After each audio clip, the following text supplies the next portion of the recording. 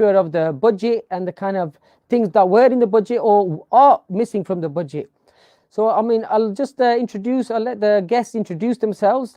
Phil, if you could just introduce yourself.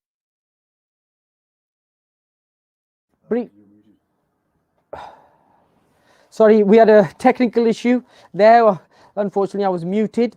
But welcome to the Real Talk show, Blackburn, Living in Lockdown, Edition 8. Reaction to the 2021 COVID budget. Yesterday, Rishi Sunak introduced his budget for 2021 during the COVID crisis. Included many aspects to do with taxation and spending. It was a spend now and tax later budget. Our guests today are Asad, Aamir, Ansari, who is the Managing Director of Riskintel. And we've got Faizan Ahmed Yasin, CEO of Yasin Investment Group. And we've got Phil Riley, who is the exec for Blackburn with Darwen Council, in charge of growth and development. The budget obviously included many aspects to do with extension of furlough till September, self-employed grants for an additional 600,000 people, slight increase in the national minimum wage, some assistance on mortgages, etc. So the purpose of this discussion is to have our guests to enlighten us on some of the minutiae of the budget, some of the things which were in the budget, some of the things which were missing in their opinion from the budget, and the longer term impact of this continuing pandemic and the economic situation going forward. So I'd just like to ask our guests, I would like to thank them for giving their time, coming on the show to introduce themselves. A brief introduction. Phil, I'll let you introduce yourself first. If you could just give us a brief introduction of yourself, please, and your portfolio. Okay, I'm Councillor Phil Riley. I'm the executive member for growth and development on Blackburn with Darwen Council. I'm also the deputy leader of the council. And just to highlight for some of our audience members, it's a Labour council. Oh, it is indeed a Labour council. Yes, it's yep, it is. Right, thank you for that, okay, Phil. Asad, if you could just quick introduction of yourself and a bit of a profile. Sure. Hi. Thank you for having us on the show, Asif. My name is Asad Aamir Ansari. As you mentioned, I'm the managing director at Riskintel. Come from a corporate background, partnered with philanthropy and business, and I'm a board member for the Ministry of Defence Strategic and Defence Communications Board. Thank you for that, Asad. And Faizan, if you could just introduce yourself, please. Hi there, thanks for having me, Asif. My name is Faz. I run a company called Yasin Investment Group. We are ultimately like a family office, a venture capital firm. We invest in a lot of small and medium enterprises, all the way ranging up to sort of pre-IPOs and look into the real estate markets. Very much a corporate background, and it was originally my father's company, but I've been running it now for the last 4 or 5 years. But we tend to have a bit of an impact with politics. Politics does affect us quite a bit. But yeah, happy to be on here and happy to contribute. Thank you. I mean, the budget yesterday, obviously, we're in a pandemic. It's an unprecedented time since the Second World War. We've never had a situation like this. So it needs drastic kind of action from the government with regards to the economy, the slowdown in the economy, job losses, redundancies, business closures, etc. So I mean, we've got borrowing, which is, I think they've calculated something in the region of 350 billion last year and forecast 234 billion for the forthcoming year. Now we've got to balance the books. So I'll put it to Faz. If you want to just give us your thoughts on general view on the budget. Did you think it was a good budget? Did you think there was aspects which need to be sort of promoted or highlighted? What's your general thoughts on the budget yesterday? So my interpretation of the budget, and I have to give it some context. We've never been in times such like this before. It's completely unprecedented, and I would actually like to sort of give some appreciation to Rishi for the budget. I know that there, generally in politics, I think Boris could have done better and Matt Hancock could have done better, and there's news regarding this. But specifically with the budget, I think given the situation that we're in, a lot of politicians in power have faced the challenge of life or livelihood. now that we are seeing a light at the end of the tunnel, the government has a plan with the vaccinations, with the lockdown easing, and the fact that the lockdown has been effective. I think the budget is beneficial for the short and medium term. It gets people back running. We if the budget was different to how it is, I know that a lot of people will complain about the fact that there are tax rises and it could be more it could have a greater social agenda to it. But this budget is robust. It allows people to get back on their feet, but it allows them to get back on their feet so that they can take baby steps and they're not expected to run straight away. But what I would say is that if anything gives an indication of how the UK economy will bounce back, is when we did ease lockdown at the in the first phase, when we did announce the Eat Out to Help Out scheme, and people flocked to restaurants and they were spending, and the circular flow of income was running again. We did find that the economy picked up very, very quickly. And it should give an indication of the propensity that we have in the UK of how robust our economy really is. So my understanding is that this current budget really does help us to really bounce back. And I actually, I'm of the similar sentiment that we could be at pre-COVID levels of GDP growth by mid-2022. Thank you for that, Faz. Just to pick up on your comment on you saying it was a robust budget, which particular aspect do you think was key that was needed in the budget and you thought was an integral part of picking up the economy? I think the fact that extending furlough schemes is very, very important, not just for employed staff, but also for self-employed. I think that's very, very important. I think that providing that platform where, people are walking back towards their jobs whilst having the support of income. I also believe that it's very, very wise for the Chancellor to, extend the £20 universal credit allowance. I think that's very, very important. I know that a lot of people use that £20 for survival. It keeps people above the poverty line. It allows them to pay for their bills and be able to afford meals. I think that's very, very important. But also long term, I think the stamp duty holiday is something quite key, because in the UK, we're not as big of a renters market as our European friends in Germany, France, Italy, and Spain. We are more of a buyer's market. And by having this stamp duty holiday, it allows us to keep on being a buyer's market. But more importantly, it allows us to prevent a property market crash. So I think it allows us a budget will never be perfect. It's a budget. You always need to have some sort of trade-offs here and there. But for where we are, I think it's very hard to find errors and omissions from it. I think even Keir Starmer, the leader of the opposition, I think even he found it was a tough ask for him to even find flaws in it. But I know that Councillor Philip Riley, he would have things to say about this, and I know that obviously being a member of the Labour Party and in support, he will have things to say about it. But from my 2 cents, I think it was robust. It's good for where we are right now. Thank you for that, Faz. Phil, I'll bring you in here. Let's have your thoughts, general thoughts on the budget and those comments that Faz just made.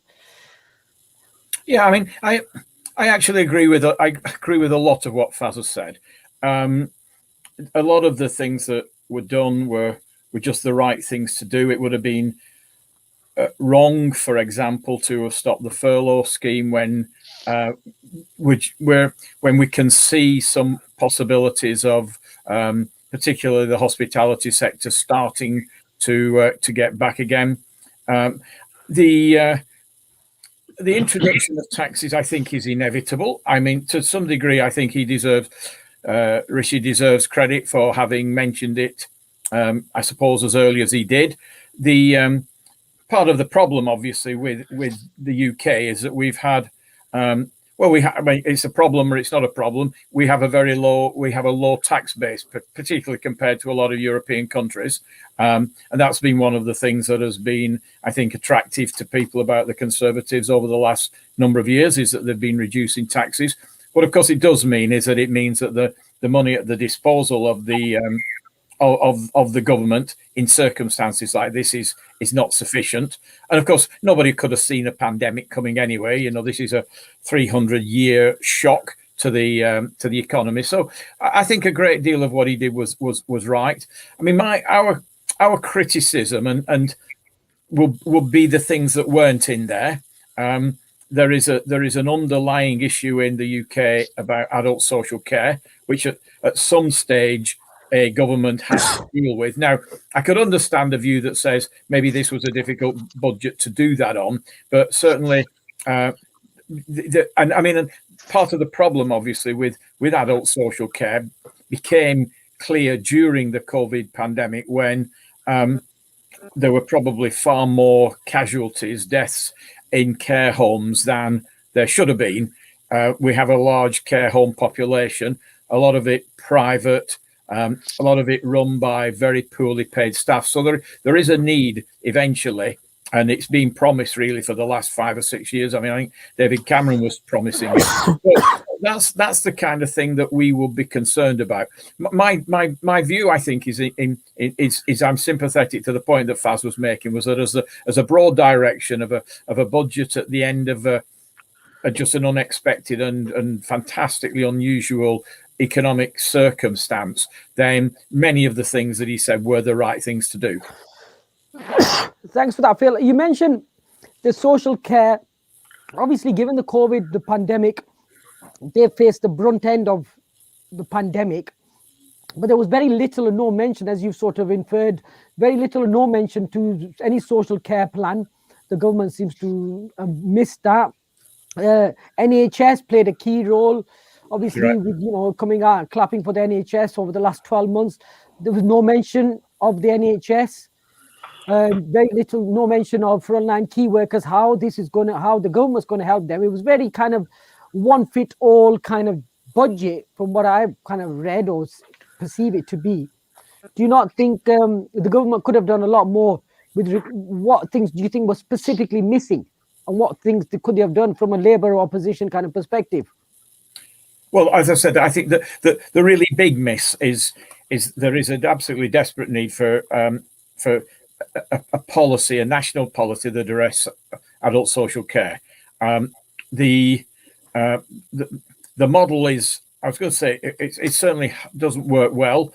A lot of the care homes, I think, as a result of COVID, are going to face significant increased insurance demands, which will put pressure on them. They come to the councils for much of their money. Many of their staff are very, very poorly paid. So it's a very, very weak model. And you'll have noticed that we've put up council tax, and we've been broadly instructed by the government to put up council tax. And there was an obligation on councils, or an expectation on councils, that they would add in a 3% precept for adult social care. In other words, the way in which at the current moment the government are dealing with adult social care is by effectively putting a burden on local council taxpayers. And that doesn't seem to me right. This is a national issue that ought to have a national policy. Just the other things that you mentioned, no mention of public health. And you'll have seen today, I think we've got a 1% pay increase for NHS staff. It was all very well as standing on doorsteps clapping, but that doesn't pay the bills. So those were omissions, in my view, and we would expect. Well, there were omissions. Leave it at that. Thank you, Asad. What's your kind of general thoughts on the budget and what's already been discussed? Faz and both Phil touched on some very relevant points, and I'll sort of echo on from that. It felt as in social care was missed, as you've mentioned, but if you look at the other sort of points around tax, around mental health, unfortunately NHS slightly got missed out around mortgages, the tax. I said tax, but there's two parts where there's VAT's been looked at in one way in some of the sectors, and then you've got corporation tax that's going to rise gradually, and it's a significant rise for businesses. And it's not just that, it's going to hit small and medium businesses. It's more sort of the corporations and the ones that are actually earning above a certain amount. They're the ones who are actually going to be taxed.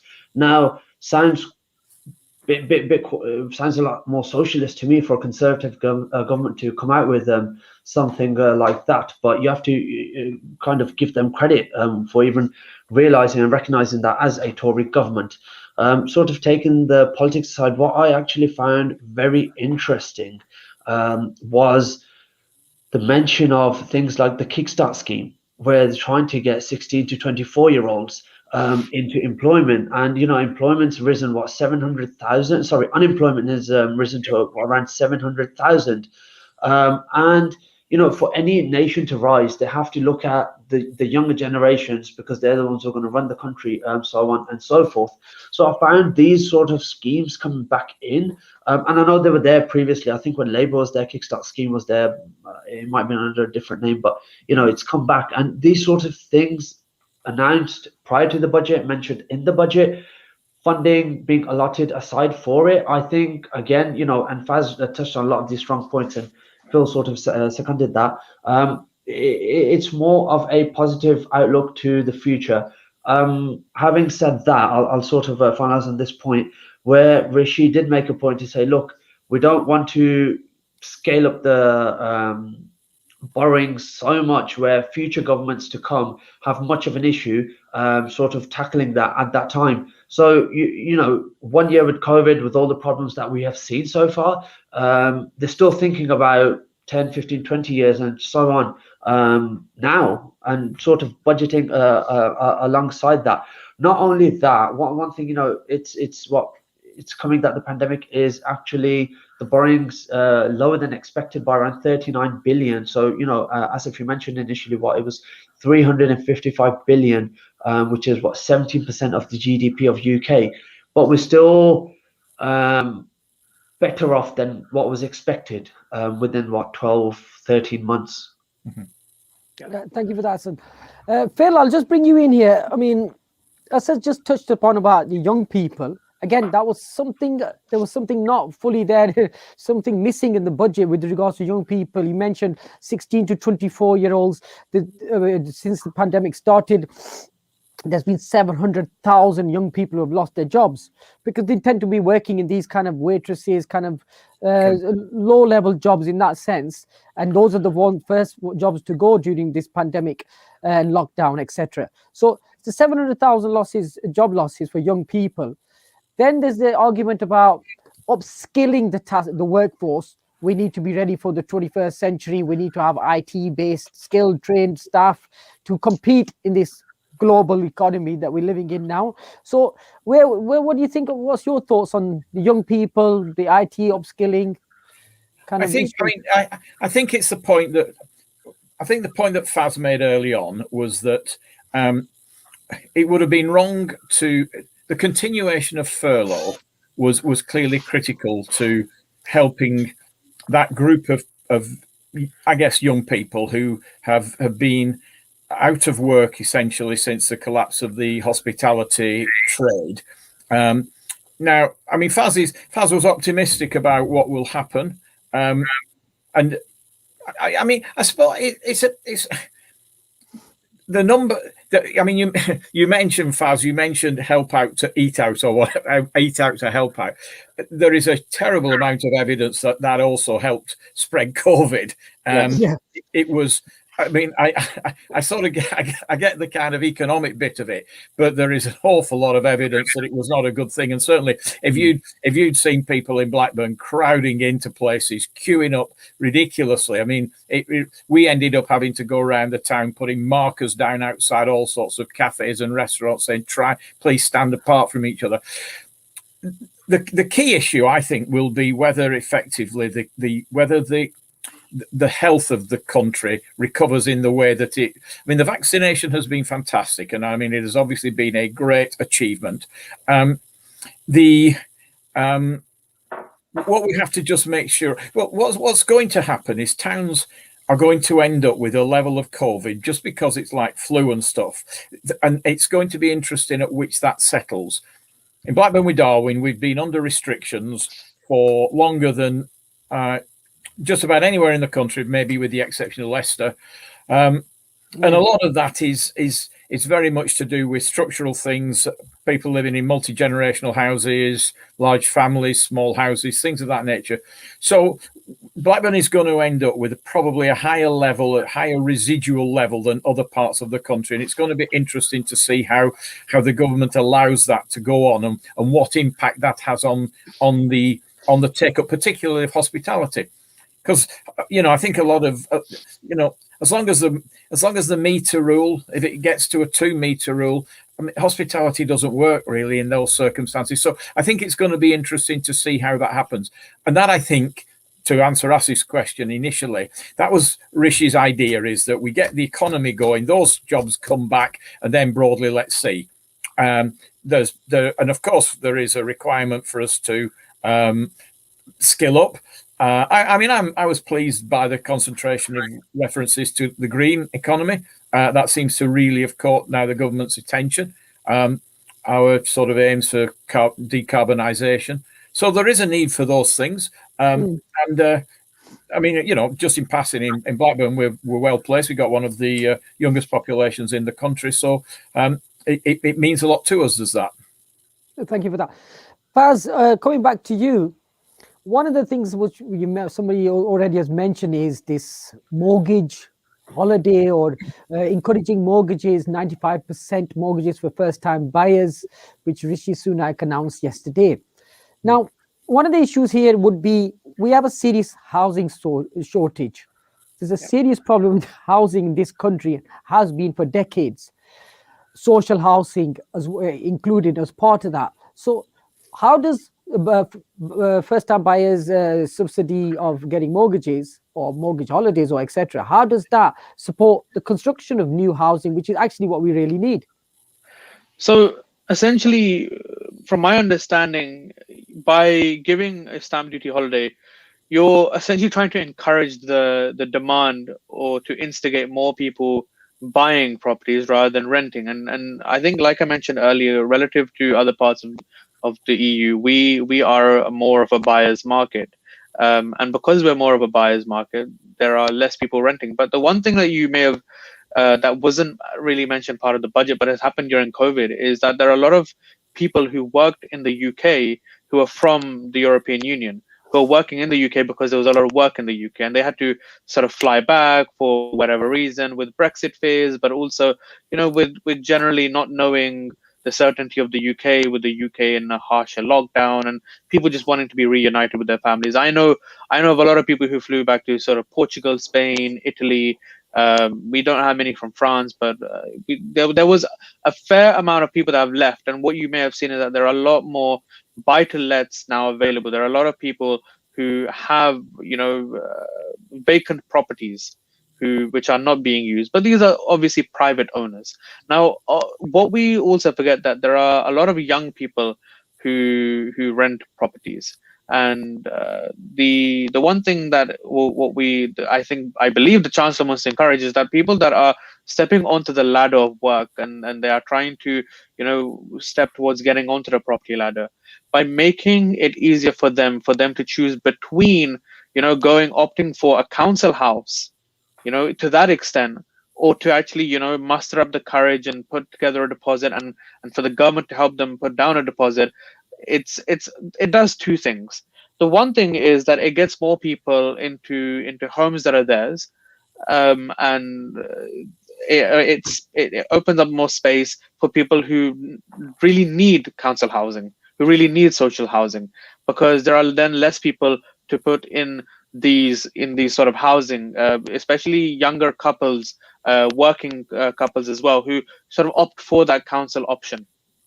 Now, if you encourage more people and you give them the discount, it allows more people to be, risk favorable and go for that approach of actually buying their own house. Generally, in past economies, historically, we have seen that robust economies have always had given people the autonomy or the ownership to buy real estate, and we see that in free market economy, especially in the USA, where real estate is such a liquid approach. It's so liquid that it caused the recession back in 2008 and 9. What we find is that it allows us to be more in control as a country. We're more in control when we actually have ownership. And so I think it's very, very important by giving that discount, and it's a very wise scheme because it's been increased up to 600,000, and it's a 5% that the government is giving as a subsidy, as towards your deposit. Now it's quite a significant amount because it's £30,000 up to the maximum. Now, if you then match that with your own, it makes your mortgage repayments quite easy. It's a very efficient way to jump onto the property ladder, and it should mean that more people take the social housing approach less and look towards actually starting their lives with owning their own bit of real estate. In generations before, I speak from a very capitalist background, and it may sound very historical, but in past generations, real estate has always been at the core, at the forefront for where foundation and families have grown from. What we've seen is when the UK was a war-torn country, and it was recovering from a depression. Then a lot of people who had survived wars, they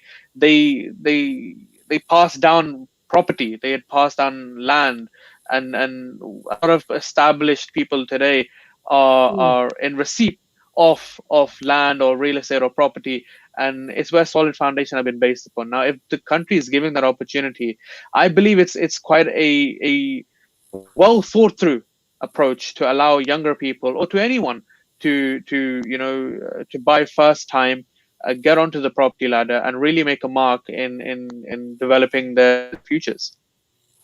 Thank you for that, Faz. Phil, picking up on some of the points that Faz has just made. I mean, one of the issues is there's actually a housing stock shortage. So it's okay encouraging the mortgages, first-time buyers, but when we've actually had a housing stock shortage for decades now, and there's actually structural issues here of why we're not building enough houses, and the construction industry obviously needs to be encouraged to invest, and companies need to bring forward investment plans, because many companies have put investment plans on the back burner given the instability of the economy and the future. So how does this mortgage issue help actually increase our housing stock? Well, one of the things, I mean, the construction industry stopped for the first lockdown, I think, but certainly it hasn't done since. I mean, there's a number of new housing developments around sort of the part of Blackburn where I live in, and they've been continuing. I mean, I think Faz is right. Making it easy for people to take the step is a good thing. I mean, it brings in jobs, construction jobs, but also jobs within the supply chain industry. So I think that's what it does. I mean, it's in the.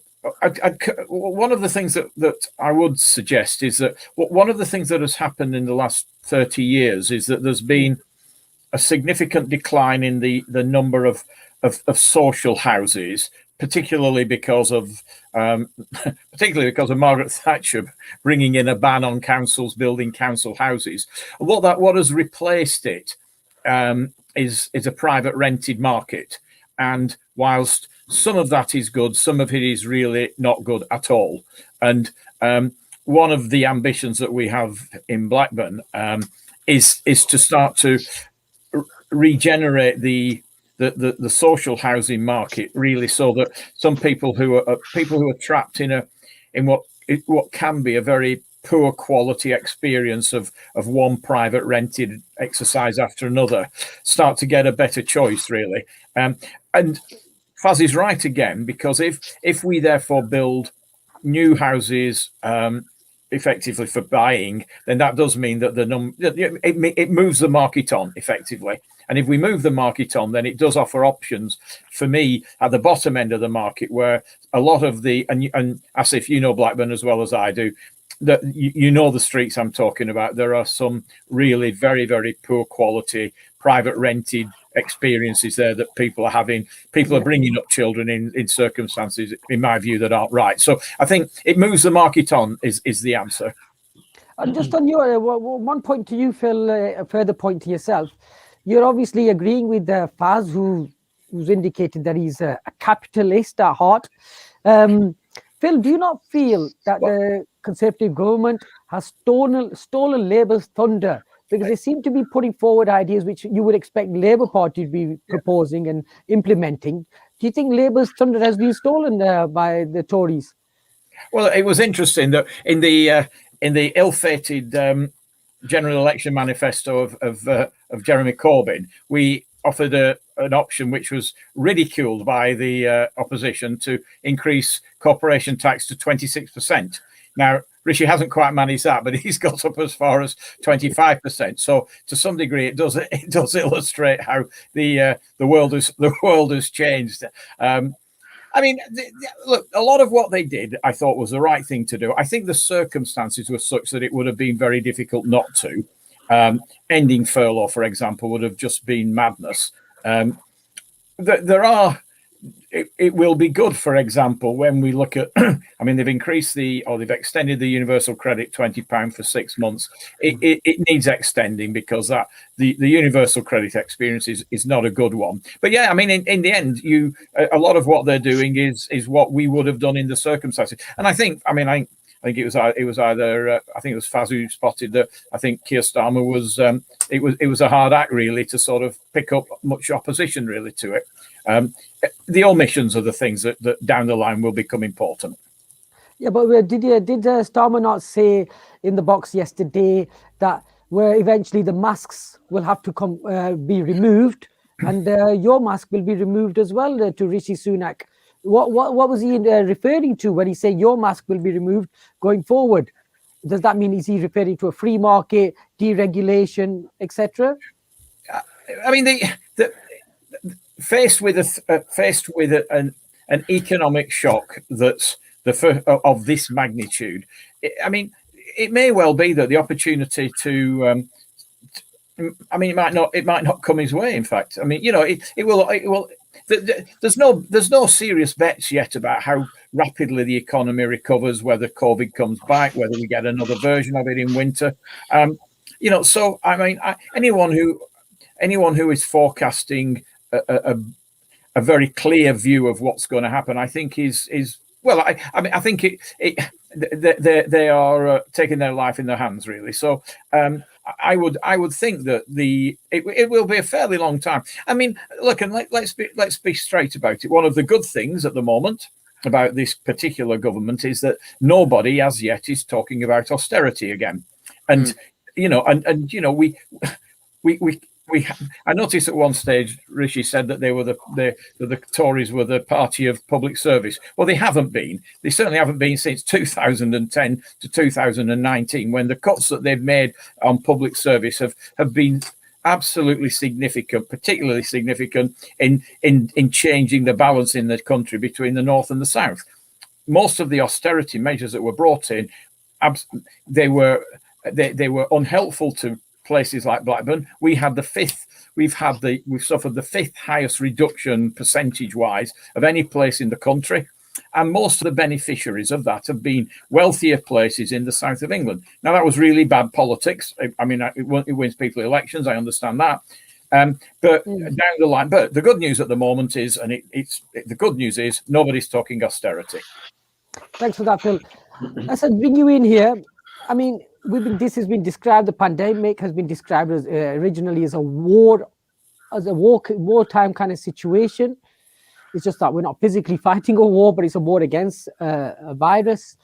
And post the Second World War, we had a massive public spending on infrastructure, more Keynesian economics, where spend, and we bring ourselves out of a recession. So that was on actual infrastructure in the country, throughout the country. That's your bridges, your hospitals, your schools, transport system, motorways, etc. So what's in the budget now or going forward that we're actually going to be spending ourselves out of a recession, or building our economy to be able to meet the global needs, global competitive markets in 2021, 2021 onwards? Thank you, Asif. What I actually found interesting within that point, sticking to construction, what you mentioned is, I would have thought digital economy would have got some sort of rebates or grants, or, looking at the future in that way. But As a matter of fact, it's actually the construction industry who have received a lot of incentives, and that's on spending, where the government is asking the construction industry to purchase a lot of equipment so construction may carry on, and to sort of rise that industry back up, because they've taken a massive hit. And as Phil said, during the first lockdown, construction came to a standstill. That's catastrophic for any country, if you really look at it, because if you're not spending on infrastructure and building, then you're stagnating as a country. And this is like from getting from point A to B. If you can't do that, how do you expect everything else to go on? So it's been quite interesting looking at that dynamics. And like I said, I thought digital economy would have got a lot more in terms of rebates and incentives, but it's enlightening to see that construction was looked at in such ways where, I think there's the figure that's come to my mind from what I was reading yesterday was around 10 million or above any spend that they get to claim a lot of it back from the government. I don't know the exact figures, it's not come to mind, but that's what I'd like to weigh in. I don't know if Fazal or Phil want to add to that. Thanks, Phil. One point about there was announced the Towns Fund yesterday, £1 billion for 45 areas in England to help aid recovery because of COVID-19. Do you know if what's the kind of meat on the bones, if you could put on that £1 billion for 45 affected areas? And is Blackburn one of those towns? No, is the answer. Those towns were the first two tranches of the town deal. They've got the towns have got around about 25 million each.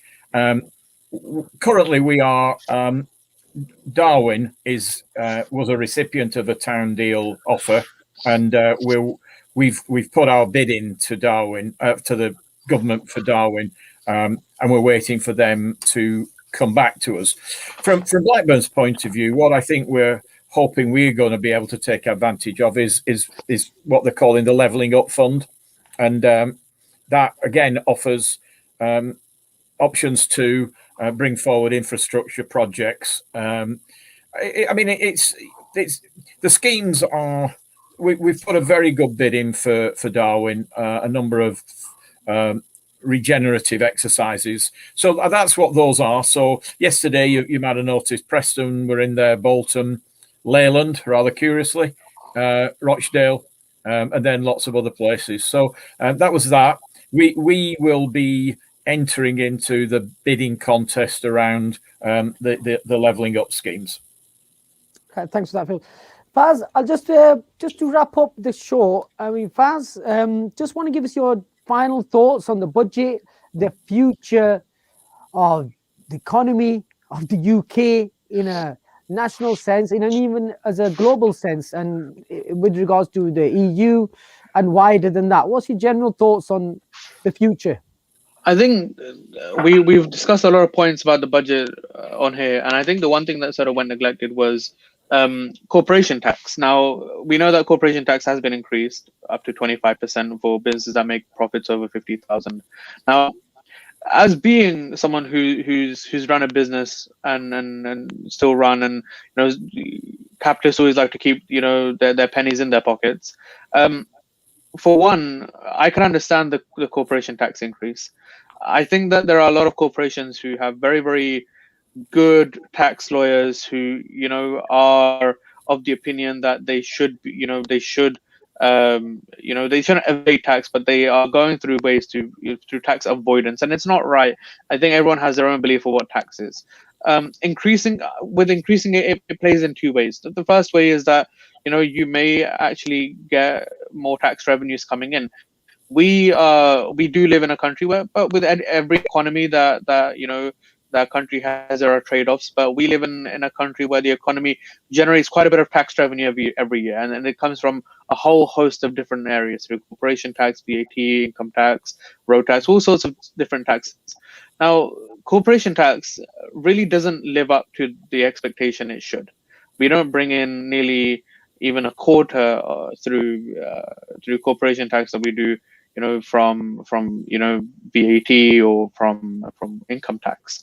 Now, generally speaking, I think it's a wise move as long as the propensity doesn't cause a lot of companies to offshore, and there are some very lucrative offshore options to companies. But generally speaking, I think the budget can be seen both long term and short term. For me, I don't see this budget as a long term. I know that there are measures in there which may seem as if it's set in stone, but I think as if you asked a question to Councillor Philip about the fact that Keir Starmer said to Rishi, "We'll see when your mask comes off," and I think that was a pure power play on politics. And we've got to understand that whilst the budget is it's pro economy, but you also have to understand that Parliament is pro politics, and so there are very much aspects of the budget which are very, very political. I see the further elections either being a landslide of towards the opposition party, because we are all of the sentiment that the Tory party has done an atrocious job, or it might be that no one even wants to. If I was in Keir Starmer's shoes, I would be saying, do I really want to become the leader of this country in this current situation? I'd be maybe a bit cold-footed, and then maybe it might not be a great time for an election.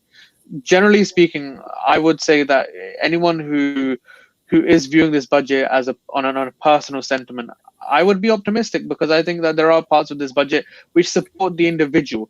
They support the person on an individual level to get back into work, get themselves started again, get the money moving into their pockets. And then I know that a budget changes every year. Parties come and go, so everything that is set, they can be unset.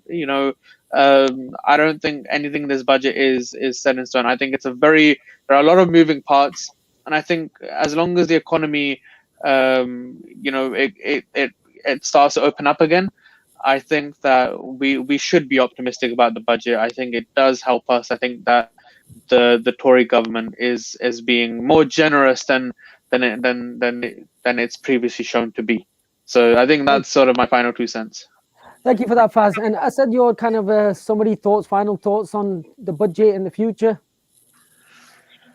Interested to see what happens, in all honesty, Asif, based on Faz's points there as well. But, I think he summarized it really well. And he said, look, budgets change and so do governments. So let's see what the next 3 to 6 months pan out, and then we can look forward until the next year. Very valid points. Thank you for that, Asad. And finally, Phil Riley, just before you wrap up with your thoughts, I mean, I've just seen an article by Owen Jones who described Rishi Sunak as an arsonist posing as a firefighter. What's your thoughts on the general thoughts and the future? I think the key issue is COVID, to be honest with you. It is, have we got it under control such that we do not have to face any more lockdowns? And it's a really serious point. I know I understand about the vaccinations, and you would think that was true, but touching wood, a new variant, all that stuff. If we had, but that I think is really the key thing, and I think that's why the next 3 to 6 months are important. It is important to see that the sort of roadmap as set out by the Prime Minister, we do start to achieve it, that we keep on top of it, so that some more of the measures can be relaxed, so that the hospitality industry can get back to something like where it was, so that we can start to get people into cinemas, people into theatres, in a fashion that isn't just very limited numbers. Football stadiums, things of that nature. It's really key, is that, because once that starts to happen, then a lot of the risks, if you want, that the Chancellor has taken will start to be worked out, because effectively the economy will get going, people will start pay taxes, things of that nature. If those things don't happen, then there is just a really big risk that we will sort of bounce along in some sort of, along the bottom. So I think those are the important things. And if we do get on top of it and we stay on top of it, then some of the decisions that he's made unquestionably are the right ones, and we can start to see some of the hospitality particularly starting to return. Right, thank you very much. I would like to thank our three guests today for participating in our informative discussion today about the reaction to the 2021 COVID budget. I'd like to thank the audience for joining us and listening, and I hope it's been informative, and hope to see you next time of another edition of Real Talk Show Blackburn. Thank you once again. Good night.